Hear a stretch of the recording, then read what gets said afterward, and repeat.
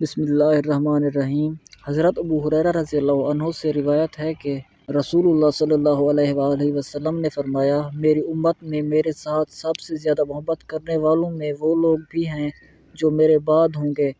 ان میں سے ہر ایک یہ چاہتا ہوگا کہ کاش اپنے اہل و عیال اور مال کی قربانی دے کر مجھے دیکھ لے۔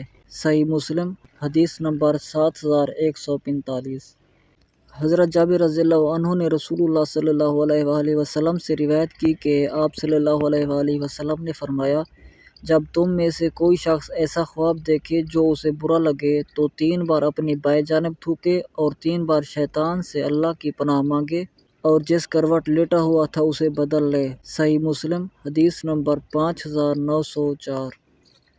عطاء بن یسار نے حضرت ابو سعید خدری رضی اللہ عنہ سے روایت کی کہ رسول اللہ صلی اللہ علیہ وآلہ وسلم نے فرمایا، اہل جنت فضیلت میں باہمی فرق کے بنا پر اپنے اوپر بالا خانوں میں رہنے والوں کو اس طرح دیکھیں گے جس طرح تم آسمانوں کی مشرقی یا مغربی کناروں میں چمکتے ہوئے تنہا ستارے کو دیکھتے ہو۔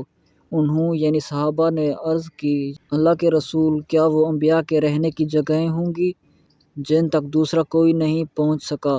آپ صلی اللہ علیہ وآلہ وسلم نے فرمایا، کیوں نہیں، اس ذات کی قسم جس کے ہاتھ میں میری جان ہے، یہ ایسے مرد ہوں گے جو اللہ تعالیٰ پر ایمان لائے اور انہوں نے رسولوں کی تصدیق کی۔ صحیح مسلم، حدیث نمبر 7144۔